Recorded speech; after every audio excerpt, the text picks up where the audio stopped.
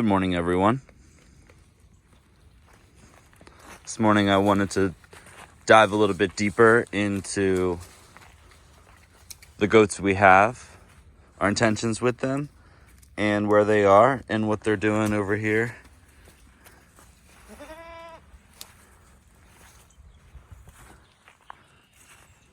I want to start off by talking about all this grass. 4 years ago when we moved in here, I noticed this grass, and over the past couple years, Jesse and I have realized the potential with this 2 acres.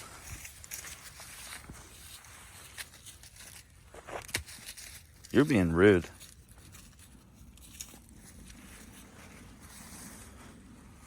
So after driving by it for many years and wanting to graze animals on it and wanting to get more animals, I reached out to the landowner.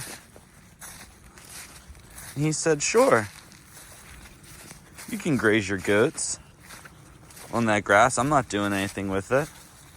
This particular 2-acre plot of grass is on the landowner's 30 acres, and he's got the rights to build a house over there, but hasn't gone about doing it yet.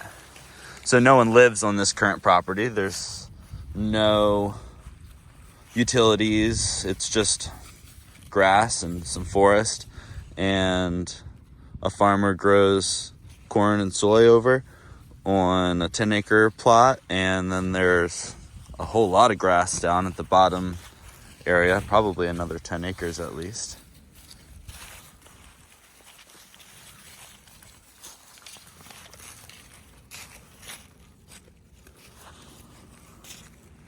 And so we got the mini Nubian goats over here, or Nubians. We're not really completely sure what these 2 girls are. They seem to be miniature Nubians to me. And our boy is more of a regular Nubian.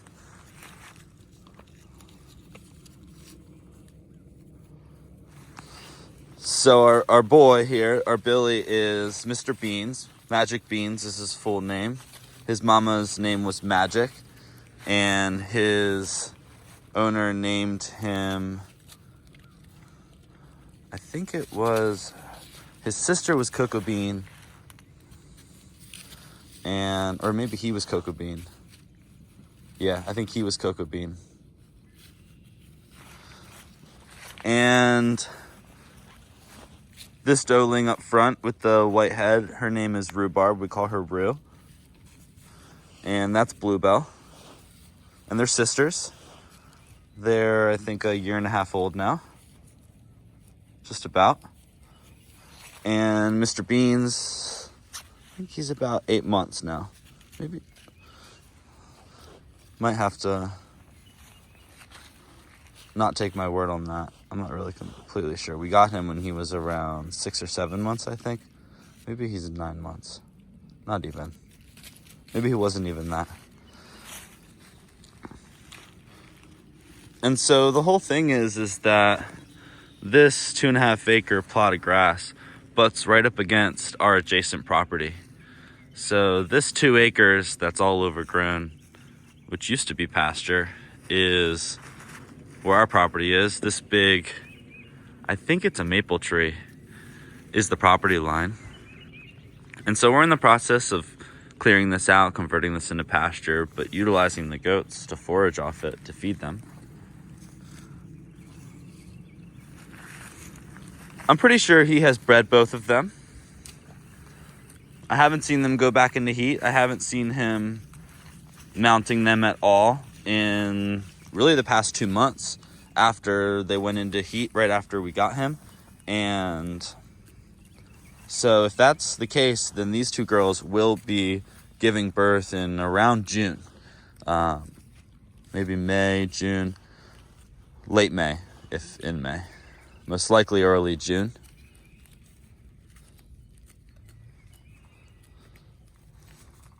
At that point, we'll definitely start milking them and we'll probably have to start separating him and get a couple other goats and have him in a separate area, because he'll breed them when they go back into heat, and then they'll stop producing milk for us.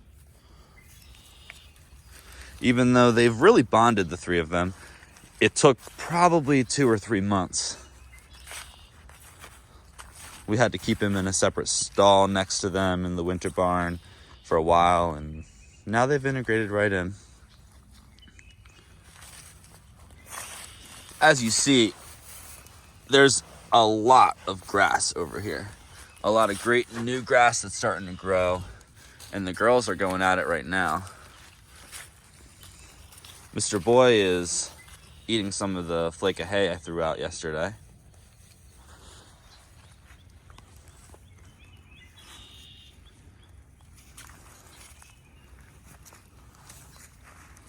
So 2 acres and 3 goats.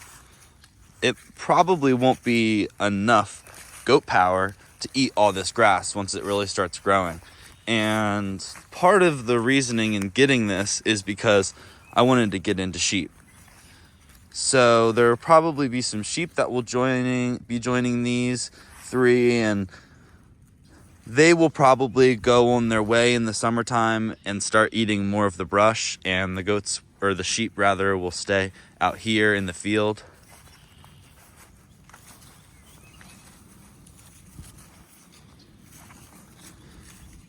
This is the 3rd move. I've had them over here about a week or 2, and I started over there in the corner, and every couple days I moved them, and now we're over here right next to the road. These 3 really respect this electric fence. All winter I had it plugged into a really strong energizer that was plugged into the wall, and so they know not to mess with the fence. We got the cattle charger hooked up, and it's strong. It's hitting 7, but sometimes 6 or 4 if it's really wet.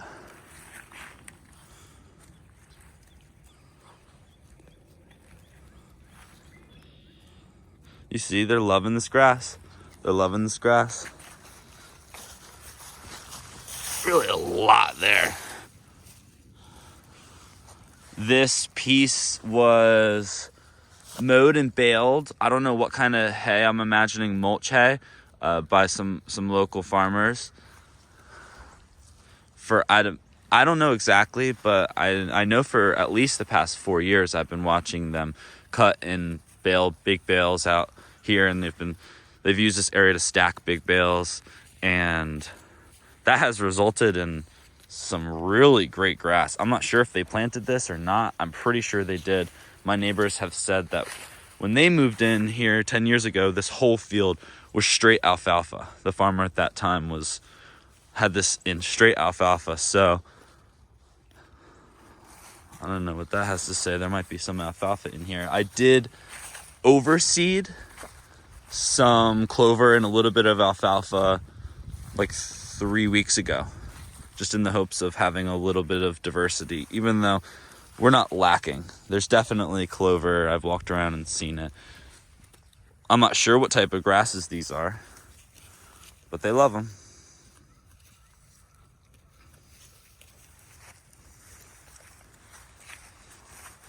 And their mobile shed, it's just a trailer. It's a trailer that we had, and I built them a little shed on top. This floor, the plywood walls used to be a floor for an old wall tent we had, and I repurposed some of this rough sawn wood that I sawed from, I think this is hickory that I sawed from my dad's land, and I like that little touch. And I just move it around every day to have a place to get out of the rain. If it's really pouring, I'll lock them up in here. Give them a little treat every once in a while. Have some minerals, like I said in the last video, and I feed them some hay.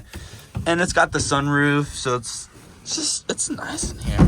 Whoa, it's nice in here. Here you go. You want a treat? There you go. There you go. Here you go, buddy. Here you go, buddy. Here you go, buddy. Let's just keep a little bit of alfalfa, sunflower seeds, and just a little bit of all stock feed, not very much, just a little bit to give them a little bit of love and keep them following me wherever I need, really. And so you see this little area, I have them in the woods, and like you saw, they were foraging off of the autumn olive, and they'll eat it all up. Threw some hay in here yesterday. I think it is a big old maple tree, overgrown with all sorts of grapevines and such. This property that Jesse and I are moving into, that the family and we were able to buy, like, I guess this past fall, was abandoned for 20 years or so. Everything's starting to wake up. And so this whole area used to be pasture. This is what happens in Pennsylvania if you don't cut or mow.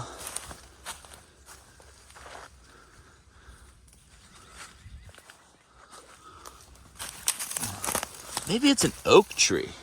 Maybe it's an oak tree. These oak leaves. No, I don't know. It kind of looks like a maple to me. Well, I think I covered it all. It's a beautiful Sunday morning. Whoa, all right. It was pretty cold this morning, but the goats don't seem to mind. As long as it's dry, they're happy campers. Isn't that right, Blue? Yes, ma'am. All right. Say bye to YouTube, Miss Rue. Don't forget to subscribe and tell your friends. Bye for now, y'all.